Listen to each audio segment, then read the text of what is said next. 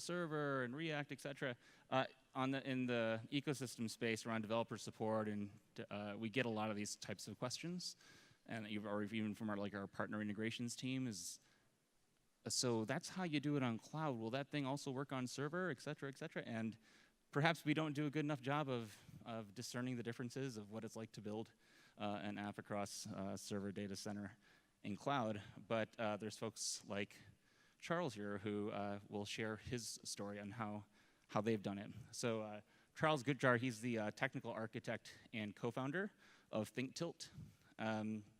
So throughout his career, he's built web apps on the cloud, and only after kind of diving into the Atlassian ecosystem did he start working on on-premises server-based apps. So that was kind of his inspiration to learn how in the hell could I do this once and not have to build 2+ derivations of the same app.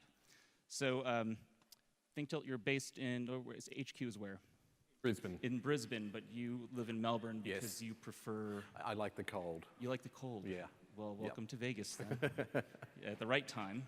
Because, Vegas, my parents live here, and they're like, yeah, Neil, it's 111, but it only feels like 105 because it's dry heat. Just absolute BS. Anyway, welcome, Charles. Thank you. Yeah.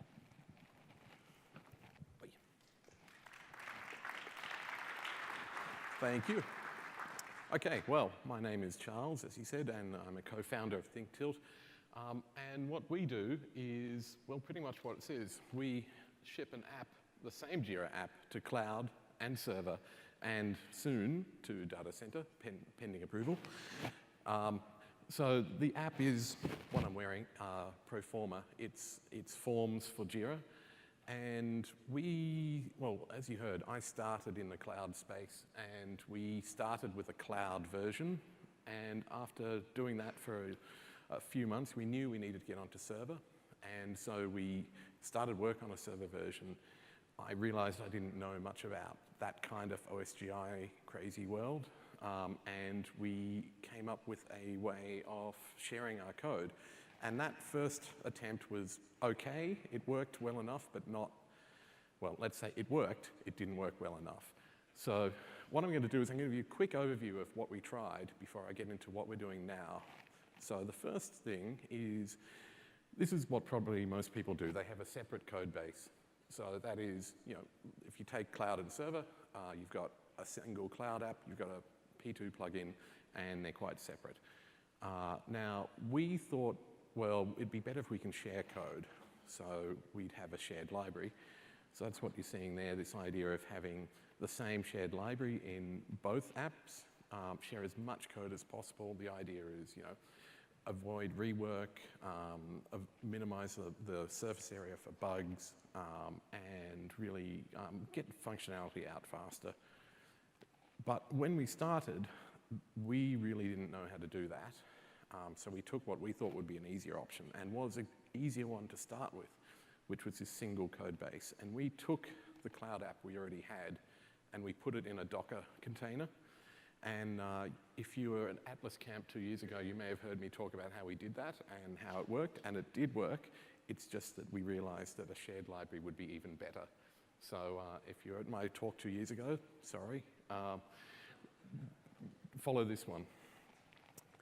So I'm going to talk about that shared library. So, if I go back a second, that's kind of very generic.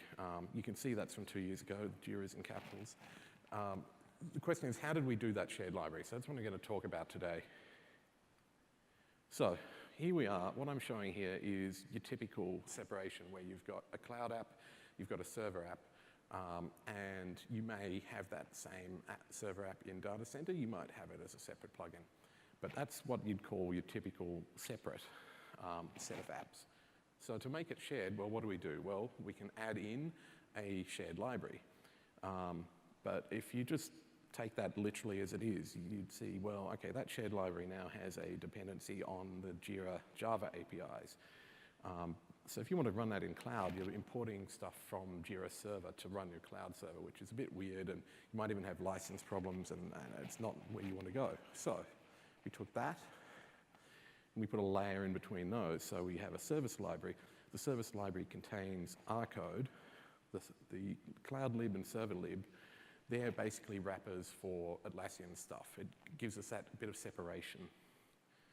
So, okay, we were getting somewhere with that. We took that, and then we say, well, okay, now we've got an app and a plugin. We've got two separate bits of UI. So how do we want to have two types of UI? And just as we were starting on this, Atlaskit came out, and we thought, right, Atlaskit, that's perfect what we need. So we made an Atlaskit UI, and we have one piece of UI that we use in both the plugin and the cloud app. But taking one more look at that, if you look at the arrows there, if you're kind of looking at cloud, you see you've got this line of cloud arrows, and it's talking to a specific app, and a server and data center that's talking that way, and you've kind of got different, you've got different implementations. So each of those, a UI layer and a service layer, would have to basically know how to talk to each one separately. So the final step is to define a kind of standard set of APIs. And this one, if you want to take the photos, this is the one you want to take. This is the one where you have a simple UI talks to one API. That API is the same for cloud and server. We have one service library, and that talks to the same API, whether that's cloud or server. Now, the key bits you actually want to see here are really the UI and the service library. They're really what the app are. That's where all our work is. It's 90% of the code, certainly most of the time, and it's where the functionality is. That's the stuff that we're kind of selling. The stuff that I've grayed out, that's plumbing code, and obviously you need it, and there's a little bit of work in it. Once you get used to it, you find it's very boilerplate. So just going back a moment, basically this is what we have now. What I'm going to do is I'm going to take you through each of these, and it's going to be a bit of a whirlwind, but just keep in mind the key things you want to think about here are UI and service layer, service library. That's where you're getting the benefit. You're getting the one UI, the one service library, and that's the benefit of what all of this is going to be about. Okay, so much of this talk is going to be example code. I put a big don't panic because there's far too much code here. It's not enough for you to take it all in at once. I'm going to have some key points. So I'll stop on the key points, and all of this will be published online, so you'll be able to refer to it later. So to get straight into it, let's see what we're doing. So this is our app. Here we're looking at Jira, and we're looking inside a Jira issue view. What you can see there is pro forma, and we're showing our forms there. Now that screen there is obviously the real one. It's too complex to demonstrate the actual code from here, so I've pulled out a part of it. See the add form button. When you click a form, it makes a decision about what forms it should recommend, and it makes that decision by looking at the issue type and the request type if this is Jira Service Desk. So we're going to go through how would we make that decision based on issue type and request type. And I'll run through the whole layer, and you'll be able to see how we do that shared code implementation. Okay, so UI. First up here, we're talking to that standard REST API. So the first thing we want is we want a REST API. And so this is my first tip. Using a REST API for your UI, specifically for your UI, really makes this a lot easier. One reason is you get that same API on each platform. So our UI doesn't even know if it's talking to server, cloud, or data center. It's the same on each. The other part is it really suits Atlaskit. Atlaskit is obviously reactive, a flow type code base, and so what we get the benefit of being able to show something immediately and then load data in the background and make incremental updates if we need to. I won't talk too much about that because the next talk in here is getting into how you can do that in server, so I recommend that. Right, REST APIs. So here we have fairly typical REST APIs. We're grabbing some forms, we're making some changes, that kind of thing. So if you know REST APIs, you're probably pretty familiar with that. What I'm going to show you is something that we would actually do here, which is This API is a bit more complex. You see it's got, as well as an issue key, it's got an issue type ID and a request type ID. And if you think about it, it's a little bit weird. If you have an issue key, you can find out the rest of that. You can find out the type of that issue and the request type because that is available. But to do that in cloud would be another REST call to the Jira API. So in other words, you would have to take that key, ask Jira for that information, what request type is it, what issue type is it, get that back, and then take your next step and do your processing. But in Jira Cloud, you have context parameters that you can put into URLs, like an issue type ID or a request type ID. By using that, you skip that. You effectively skip doing another call to the back end. So my first tip here is optimize your REST APIs for cloud. You can make use of context parameters and also make use of the fact that some things you can't do in cloud. So if you start with things you can do in cloud, you're going to be pretty safe to do it in server and data center. Okay, moving on from that. Here's an example of code. Now, I'm saying don't read the code too much. It's here for reference. But I will mention one thing to watch out for is that if you're doing dialogues, you will need to wrap some way of showing a modal pop-up, and it's going to be different in server and cloud. So here I'm showing how we implement it in cloud. Basically, we have a show dialog function, and then we're deferring it to AP dialog. In server, we're calling the Jira dialogs set of JavaScript. So, kept UI short. See the next session for more about UI. Okay, so you've got an app and a plugin. So let's look at how we implement those. Here, this is, okay, apologies for people who hate Scala. This is Scala code. I'm just going to show you the key bits. The first concept is that we are injecting our service. So remember, all our code, the main code sits in a service. Here it's called example service. So you use dependency injection to get access to your code. The next bit here, API secured action. This is a security check, and don't worry exactly about how that one is working. This is specific to the Play framework that we're using. But the key thing to understand here is that a secured action is something you need to use in cloud.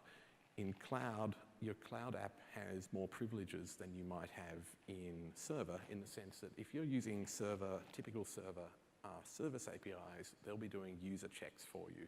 If you're using the standard cloud APIs, you'll be using your cloud apps permissions, and they will generally be full permissions depending on what your descriptor has asked for. So in other words, in cloud, you probably have more permissions as an app. So my next tip is, in cloud, you want to do security checks at the API level. So your REST API needs to check, okay, what user is this? Can they make this change? That kind of thing. So we do that in the cloud APIs. But in server, we actually don't do that. Well, in a couple of cases we do, but mainly we don't, and we leave it to the back end.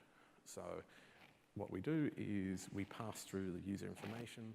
Then when we call the Jira API, if it fails, then we say, oh, okay, they don't have access. So just keep that one in mind. Okay, moving on. So finally, we make a recall. So the key thing to understand here is in the app layer, we don't have functionality. We're just passing it on to the next layer. So how does that look in server? Well, pretty similar. So here's some Java code. Basically, we're implementing a REST API here. Again, where we are injecting using dependency injection. In this case, it's Spring dependency injection. In the cloud, it was Juice dependency injection. The same app is working with, the same library works with both. And then we are making that call to the back end. You'll see a slightly different call with the principal there, and I'll talk about that in a moment. Okay, service library. Service library is where we do the work. This is where all your code should sit. Okay, so what does a service library have? This is a trait. It's like an interface in Java.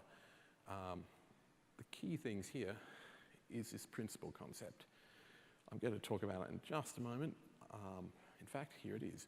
What it does is that wraps user information.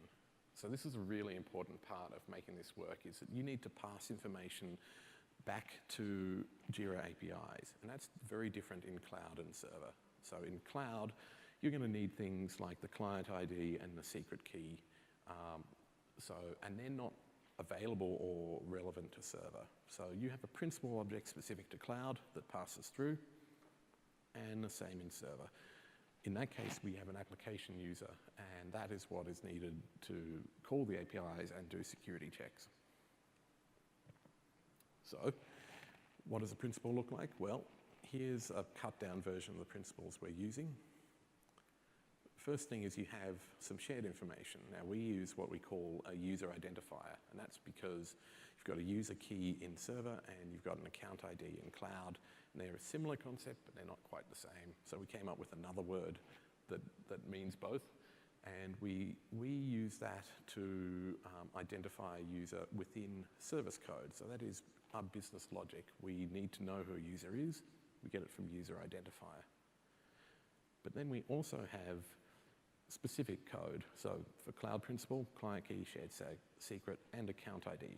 Account ID is the same as user identifier in this case, but obviously in server, it's a different matter. In server, we have application user. So we're passing through the actual object that's been given to us from Jira.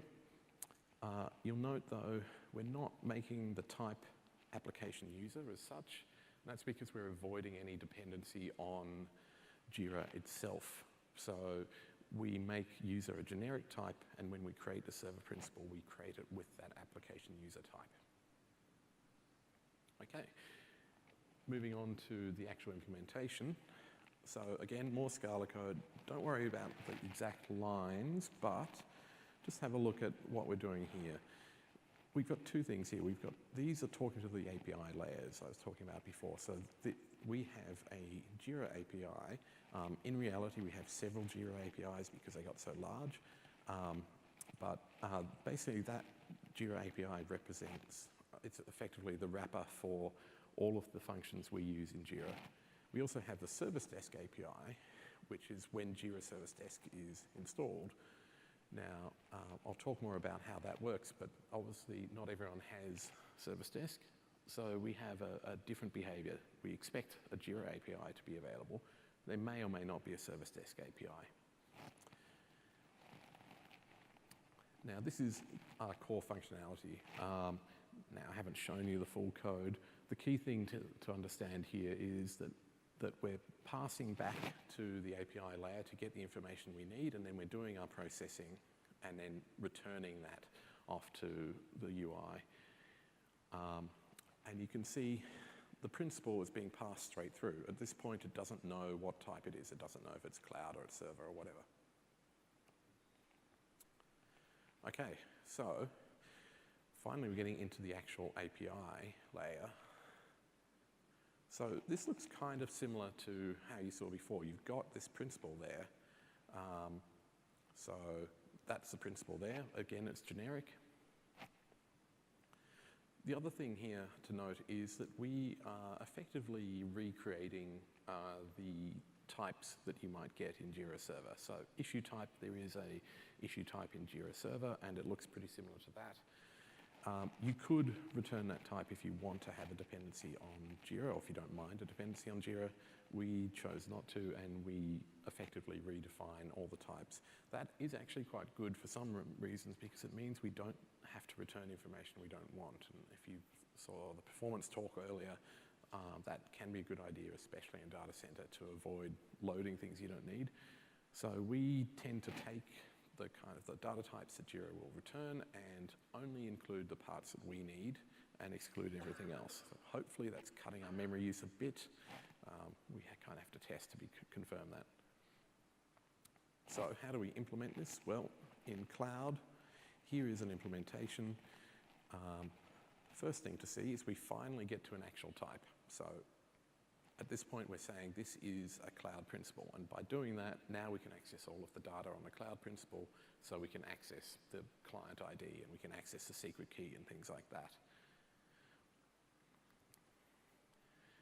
And in this case, we're making a REST call. I've simplified it for this example, but essentially we're just making that call and we're using the principal data to authenticate that and allow it to occur. So in server, well, okay, what do we do here? We have a similar implementation, but you'll see instead of actually going and making the call, we're making a call to this API here. And so we've got another level of indirection here. That API is being defined up here. So we have another implementation. So what is that implementation? Well, this is getting onto one of the key points, which is that we use version-specific code in server. So in other words, we have a Jira 7 API implementation, we have a Jira 8 API implementation, and we have a Jira Server 3 and a Jira Server 4 implementation. So we actually have 4 sets of libraries here. And that allows us to basically talk directly to the API. We can build against each of those APIs and have type safety and all of that. I'll show you that in a second, but the key thing there is, well, we've got to then pick one. So that means you have to work out what version you're on and then load up the appropriate library for the version you're using. So we do that and then we delegate to a specific class. So we've loaded, say, our Jira 8 implementation in, and we load that into the Spring application context after startup. So how do we do that?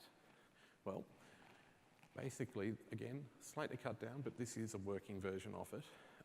We have this helper class that tells us simply what version are we using, and that is making a call to a Jira API, asking what version it is.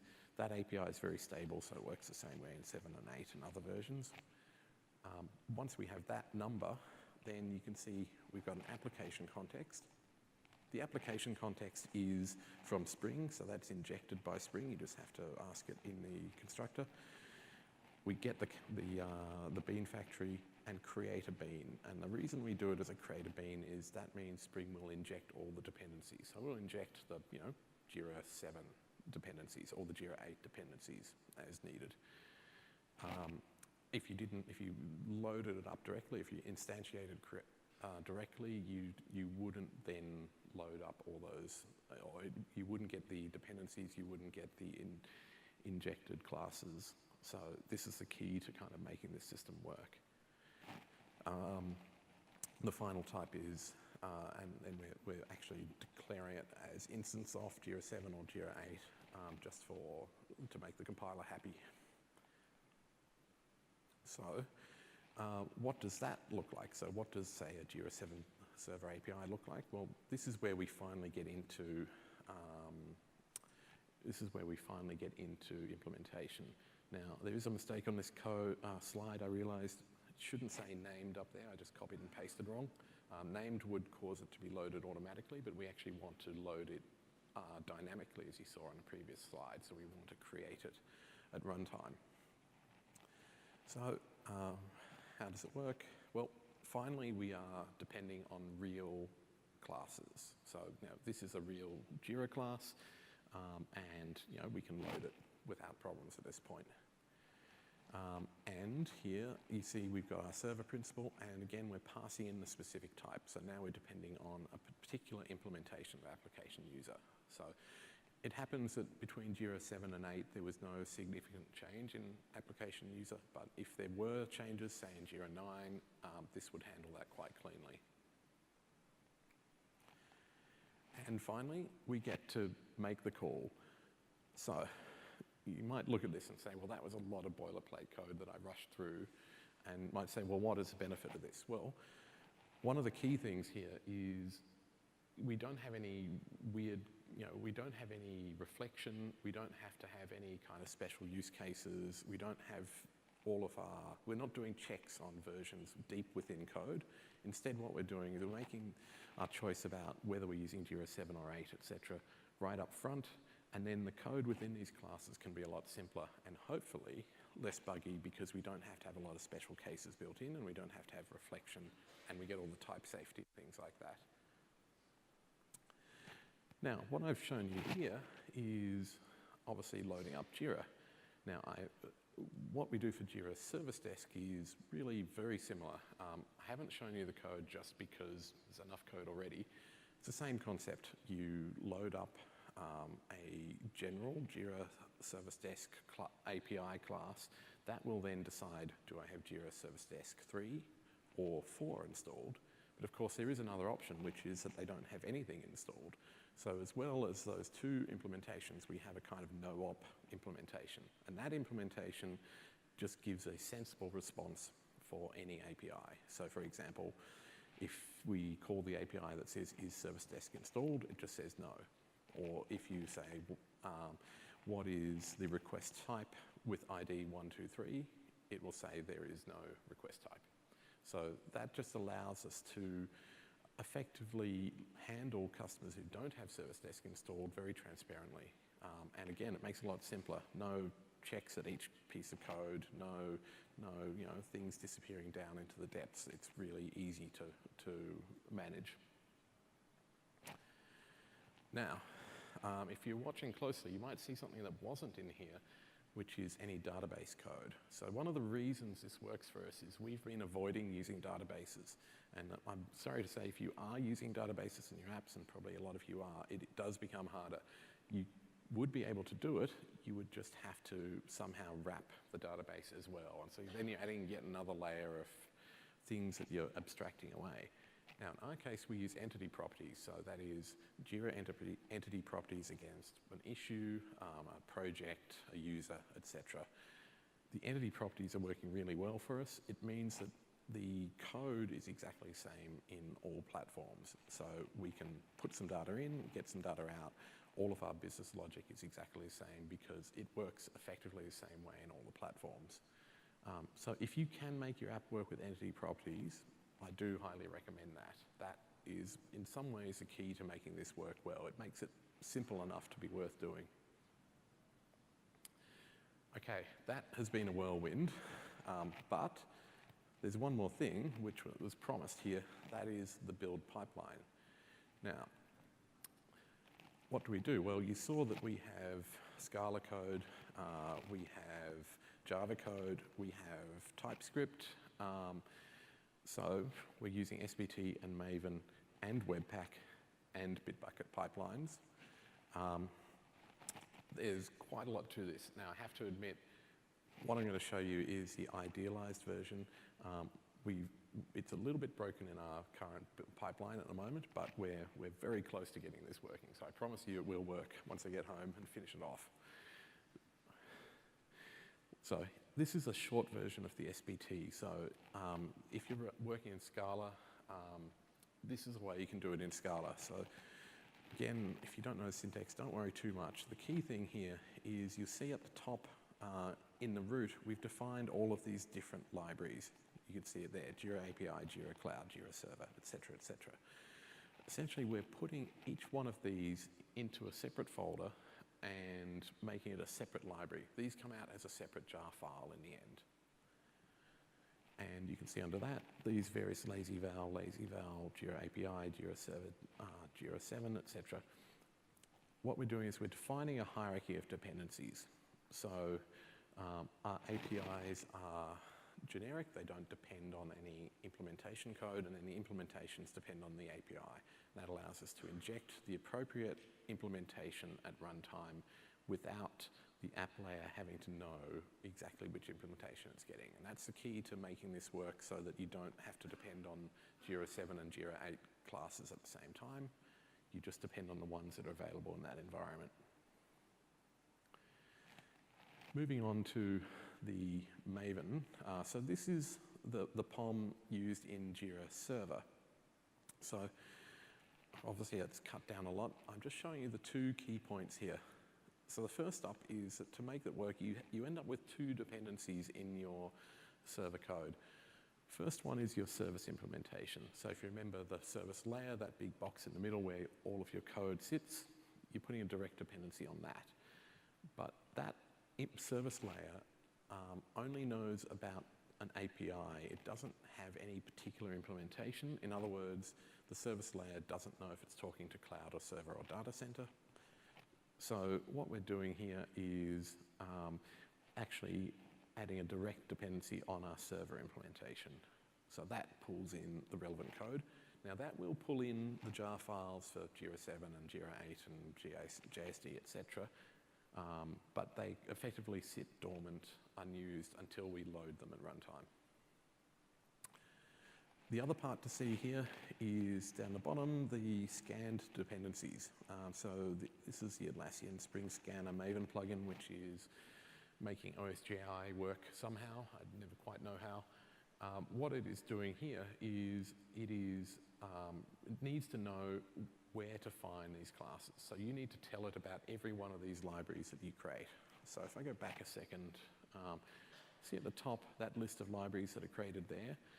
Everything but cloud, effectively, we need to tell it about. So we basically list each one of those out in the scan dependencies, and then during build time, the scanner will do whatever magic it does to make that available. And finally, the pipeline. Now, this is a challenge trying to fit this into this slide. This is a cut down version, but it does show the key ideas here. So to make this all work in one pipeline, first thing we do is we do a build on every branch at the moment.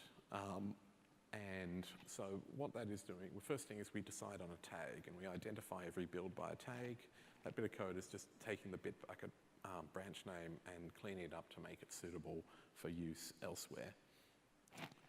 First step then, real step, is this SBT. That is the Scala build.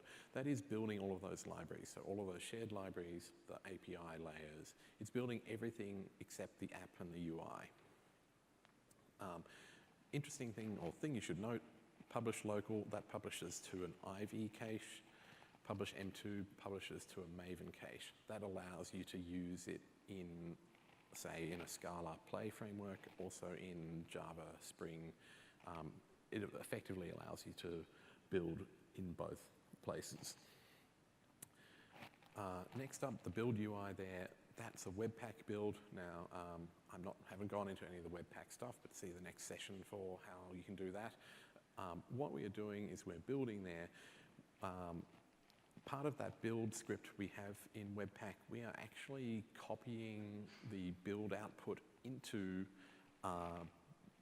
source directories for cloud and server and data center. So that's kind of not visible there, but a key thing to understand there is that the output of the UI effectively becomes an input into the apps, and then that is built into the apps. Okay, we have the build for the Jira Cloud there. You see the line that says SBT Docker publish local. We're building a Docker image for our cloud servers, and they are tagged with the branch name, and we're pushing it into a Docker Hub and also not shown to AWS. And from there, we can just deploy by giving it a tag name and saying we want that one, and we've already got the image sitting there. Jira Server, we're doing using the Atlassian SDK.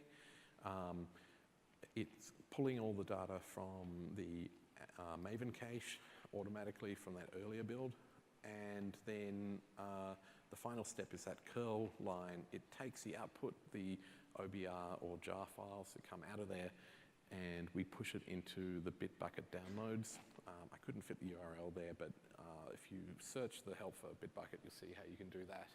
The result of that is we end up with our build artifact named with the branch name, and it sits there in the downloads folder. So effectively, at the end of this build, we have our cloud and our server app running. We have the cloud and the server app available, tagged where we can download it. The final step is Jira Data Center. Now, I haven't talked much about that. Part of it's because we've only just started Data Center and we're still going through the approval stage for it. But what we do with Data Center is we take our server app and we have feature flags, and we have a separate set of flags that we use for Data Center. And effectively what we're doing is we are optimizing for data center. So we are picking a few things that we know, well, either we can do better in data center by doing it differently, so we have a different branch of code, and in a couple of embarrassing places, code that just doesn't work properly in data center yet, and we're disabling until we get it working. But the idea of using feature flags is we still have that one app, we still have that one build as such. All we're doing is we rebuild it with a separate set of flags which controls effectively what is available in that version. So again, we end up with a separate OBR file or jar file. We can deploy that separately, or push that to the marketplace separately. But we're still keeping that same set of code with a minimal customization or minimal overhead to have a data center version. It's certainly not having two separate code bases there. Okay, I think I may have finally managed to get that talk into approximately the right time by pushing a little bit fast through it. So I'm going to say thank you, and we've probably got 3 or 4 minutes for questions if anyone has some.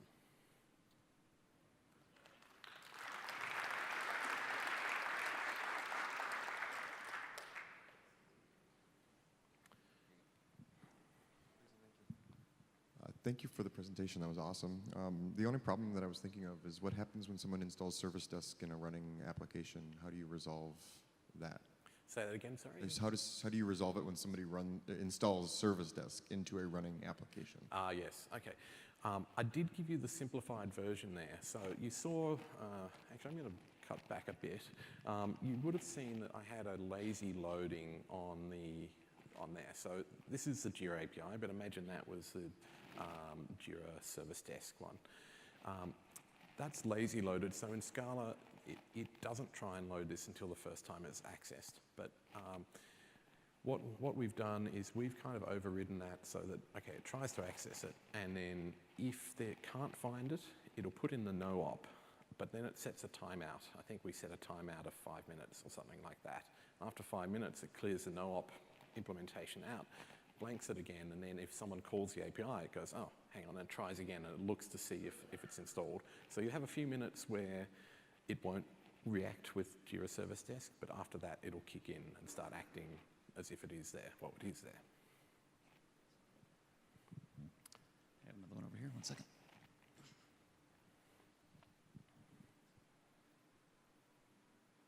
Yeah, hi. Hi. So in the UI, do you also take care of the CSS, like the look and feel which Atlaskit provides, compared to the different Jira versions in server, like 7.4, Sorry, there's a lot of 7.6? echo. I'm not hearing it properly. So my question is, do you also take care of the CSS in the UI? Yes, okay. So with the CSS is what you're asking about. Yeah, because the look and feel what 7.4 or 7.6 has compared to Jira 8 or what Atlaskit provides is different. Yeah. Yeah, so how do you take care of that? Well, that's a good question because it's definitely something we've fought over and argued about a lot in the company. What we're doing is, so Atlaskit is largely using the styled components library to control its CSS. So we're kind of almost forced to bring it in. I mean, it's a dependency on the UI. So we are now using styled components quite heavily. And so within our UI, we're using styled components, and what we found is that styled components, because it's effectively, it's CSS in JavaScript, and the JavaScript is applying the CSS at runtime, it wins over all the other styles. So as long as we provide the styles inside the styled components definitions, that will win regardless of what has happened in Jira.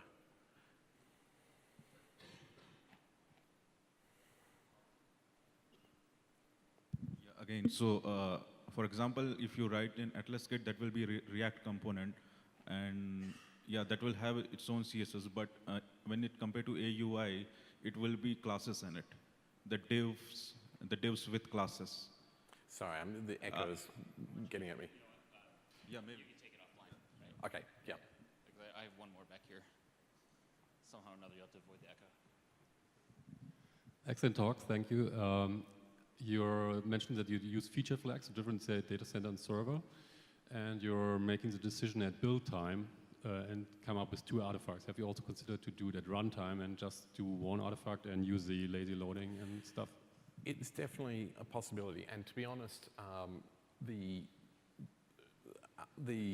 it is effectively at runtime because all we're doing is we're pushing in different flags, and then there are checks, bits of code that will say if this flag. So we're not, for example, deleting code or replacing classes. We're just pushing in the values so that they're built against. I guess the best way to put it is this was the simplest way to get it going. And we've just started with Data Center, so that's why we're doing it that way. But we definitely, it is something we're really interested to know whether there might be some things we can do at build time. If they help, it might be nicer to optimize things even more for Data Center. So we might look at that, but really, that's an open question, how we improve that. We have time for one more question. Anyone? Real quick on the database, have you been using entity properties from the beginning, or is that something you persisted data somewhere else at one time? Yeah, no, we started with entity properties. We're a relatively young company. We're about 3 years old, and so they're available at the time we started, and it suits our use case well. And I've got to say, I'm really happy with using them. Aside from avoiding the database, been really nice with this GDPR stuff, because most of the time we've been able to say, well, we do have, we look after data, but we don't hold any of it. We can't see it, we don't know about it, we don't touch it, and it's a lot easier to manage when we're not responsible. We're making you responsible. And they're fairly, you get quite a bit of space. Per key value, what's the value limitations on size-wise for an entity property? We do have some issues, so that there is a 32 KB limit per property. We do have code that will start splitting things once we get beyond 32. That's only in special cases. We generally try and keep things small and sensible, because we're dealing with form data. People can be crazy and have a lot of forms, so that's a special case where we go over 32 if needed. Awesome. Thanks, Charles. Thank you.